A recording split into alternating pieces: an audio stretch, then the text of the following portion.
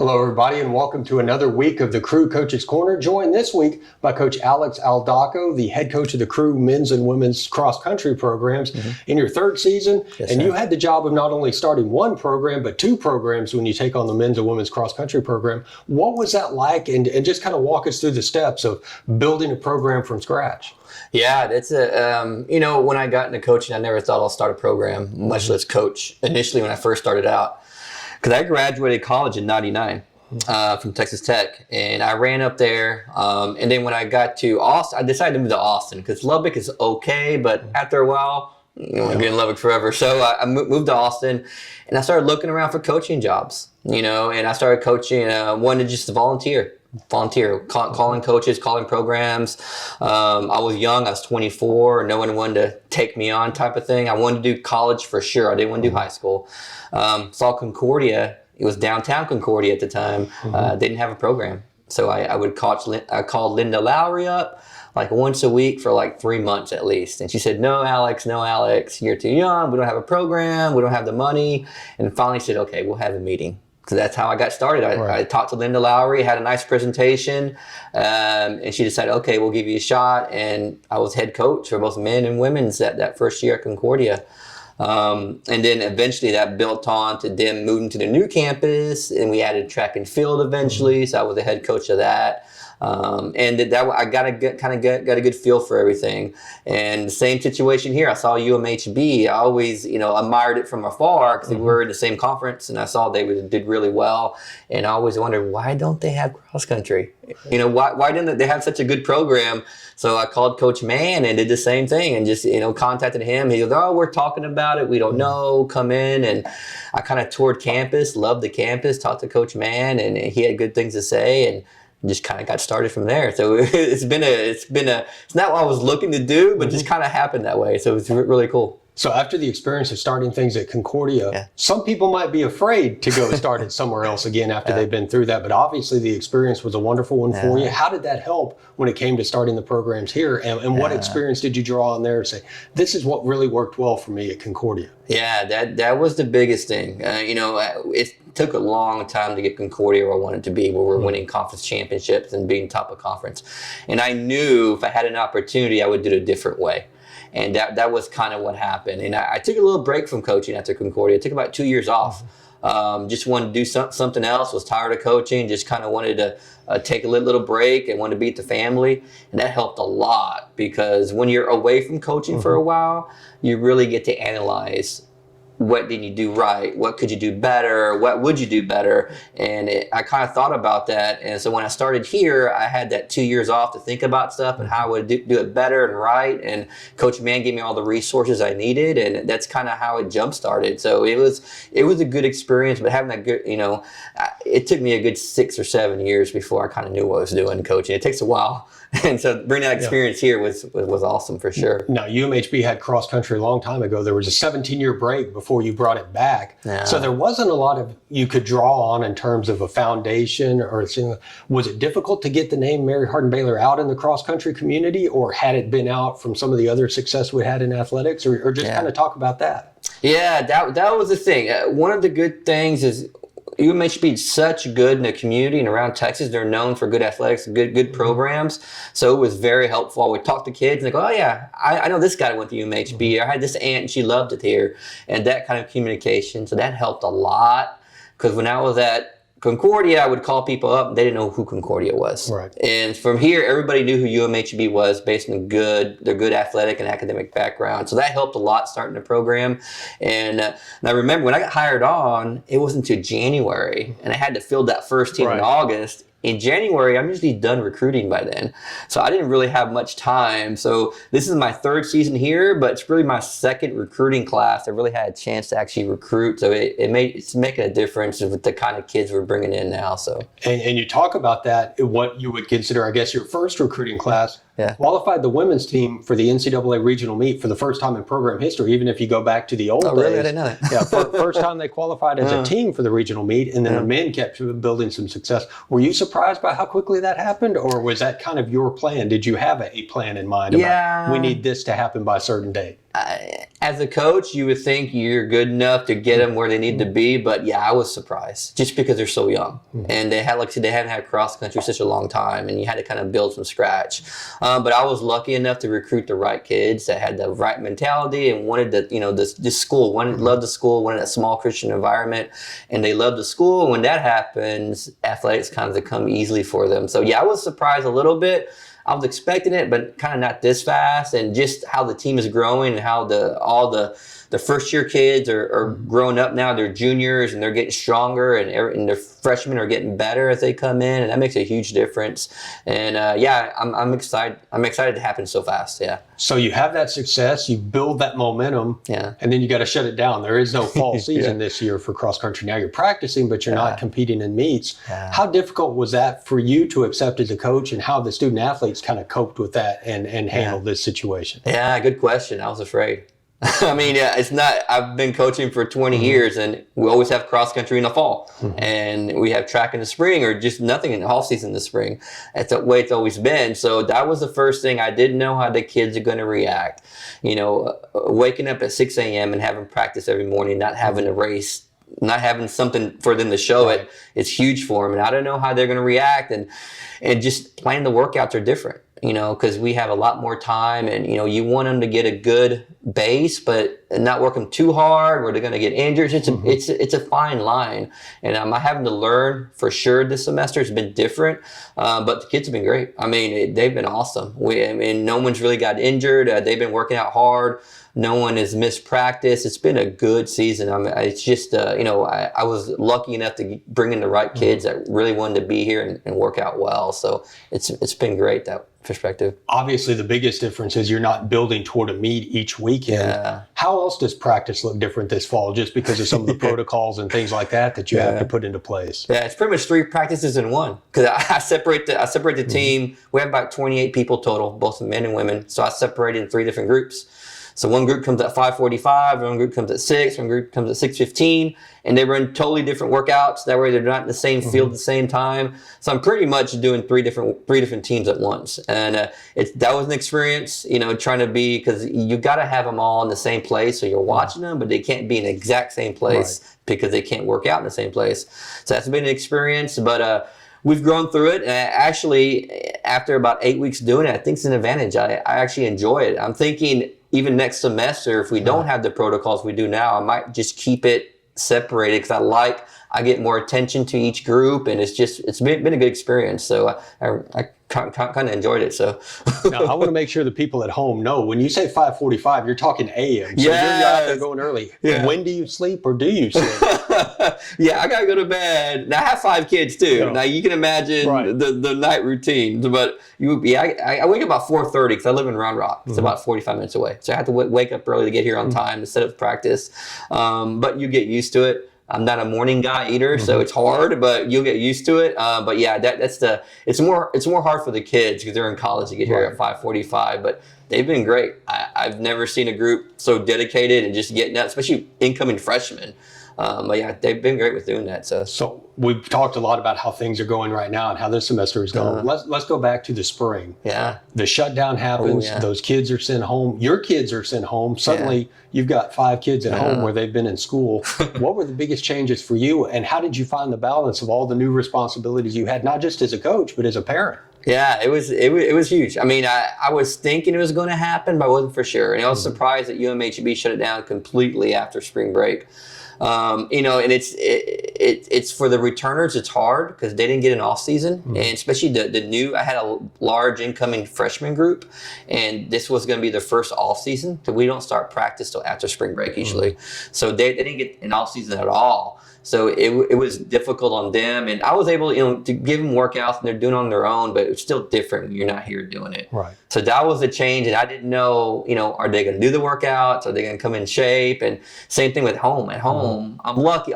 My wife works from home too. Okay. So, but it's a crowded house. Yeah, myself, my wife, and 5 kids at home. So that was an experience, to say the least. But we got through it. We figured it out. We did a lot of, I learned a lot about math, because I have a kid in high school and junior high, and kids in elementary school. all 3 levels, you can imagine what that math problems I'm doing, right? Yeah.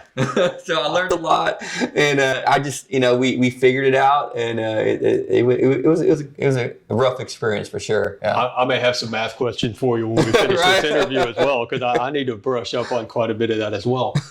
Is it a little bit easier with cross country because just the nature of the sport when they're having to work out on their own like that? Because there were parks available. There were places they could go run as opposed to some of the other things. People couldn't necessarily go hit a baseball. Exactly. They couldn't go lift weights quite the same as they do for football or something like that. So was that a little bit of an advantage at least during the break? Yeah, no, it was because, like you said, we're not a team sport. It's an individual sport. And, it's up to them to go out there and run and train on their own. And a lot of them would train with their high school teams that were still training. Some schools were still training, and they would do it with that, or they would run on their own. And yeah, it was easier. I mean, the facilities were there. It's just, actually getting them out and do it sometimes, because as you know, during the quarantine, we were all locked in, and a lot of kids, you get locked in and you can't go anywhere, and you're used to sitting at home, so it's hard to get out sometimes. Right. And so that was the issue. I was thinking that maybe they just didn't want to go out, or their parents didn't want them to go out and just kind of get work done. But yeah, there was a lot of opportunities. So what was that like for you, staying in touch, not just with the newcomers and making sure that they were still committed and still going to be here in the fall, but also the returners, and making sure that they were doing okay and that they were hanging in there, because everything changed. The way they went to class changed. The way they were trying to get workouts in changed. Yeah, and a lot of calling, a lot of texting, a lot of how you doing, what's going on, is everything okay? And like you said, like anything else, communication was the key. Just making sure they're locked in, and making sure they knew we were going to have some kind of fall semester or some kind of practice at UMHB. That helped a lot, because they had something forward to look to in the fall. That helped tremendously. And and I'm glad UMHB and most of the schools here in Texas did that, because that helped a lot, having kids here. Not so much one-on-one classes, but a lot of them, they're here on campus, and that makes a huge difference, I think, for them. So now you're building for the first spring cross country that you've ever really been through. The high schools have still been running some this fall. They have. And, looking for silver linings, has it been easier to recruit? Have you had a little more time to do some recruiting because of the way the schedule worked out? Yeah, because usually, I like to go watch recruits race, and usually they race Thursday, Friday, and Saturday. But usually we race on Saturday. So it kind of limited as to how much we can go. But now, like you say, cross country, UIL is doing cross country the whole season, the regular season. So yeah, I'm out there every weekend going to meets, and that helps a lot too. It helps with recruiting for sure. Yeah. Now, I've never done it, so this is just my personal opinion, but it would seem like your schedule is going to be January, February. Yeah. That is significantly different than running races in September, August, and that sort of thing. How do you prepare them for that? Because weather's going to be different. You're going to be running in completely different conditions than they're used to. Yeah, that's the thing. We always talk about that, is that you gotta take control of what you control. We can't control the weather, we can't control who we compete against, we can't control the course. We can only control what we do and how we prepare ourselves for that. So I've been preaching that all semester, getting them ready for that. So hopefully in January, February, when it's 30 degrees and we're running a cross country meet, they'll be ready for that. But yeah, that's the only thing I tell them. You got to control what you can't control. All the other stuff, you can't worry about it, and just kind of let it go and do your thing. So now they're going to be running, so they have the advantage of building some warmth that way. Have you thought about coaching in January? How different that's going to be for you? That's wrong. And those were the worst months ever to be a coach, because you're out there on the track and it's 30 degrees, but you're not doing anything. You're standing there timing them, so you're freezing. They're out there running, so they're warmed up. So that's the thing. I don't know. I had some experience with track, and just buy a big jacket, I guess, is what we're going to do. And I would think maybe the one advantage with cross country is you can find a little bit of something to shield you from the wind. Yeah, there's not much out there just on an open track. That's true. Really I'm going to be behind the trees for sure during the cross country season. Yeah. So obviously, cross country running has been a big part of your life. How did you get into that? What was the draw that got you into running? Yeah, that's a good story, because I went to a really small school. It was Aubrey High School. As a 2A school up next to Denton. Football school, of course. All schools are football schools. So I played football. Broke my wrist my sophomore year playing football. Making a tackle, and of course I was 125. It was easy to break. So I broke a wrist. Coach told me to go run cross country. I'm like, what's cross country? I had ran track before, but not cross country. I had a cast on. And I was the only guy in the cross country team. No one else ran in my high school. He actually drove me to the cross country meet. I didn't know how far it was. I didn't know what 3 miles. I didn't know the distance. He just told me to stay behind the leaders. And when I yelled, go, go. So that's what I did. I stood behind the leaders. And when he said, go, go, I won my first meet. I had never ran that far in my life. And I won it. And then I decided right there, I was like, wait, I can play football, break my wrist, and be horrible at that. Or I can run and win medals. I'll stick to running. So that's kind of how I got started with the high school process. And then as I got more into it, I enjoyed it more. I was good at it. Now remember, this was the 90s, early 90s. There was no internet. And you couldn't research the workouts. And my coach was a football coach. So he would just give me whatever workouts, like 3 miles a day. 3 miles a day is what would have run. So I wasn't really trained properly, but I had some good training. I was good at running. So that was how I got started.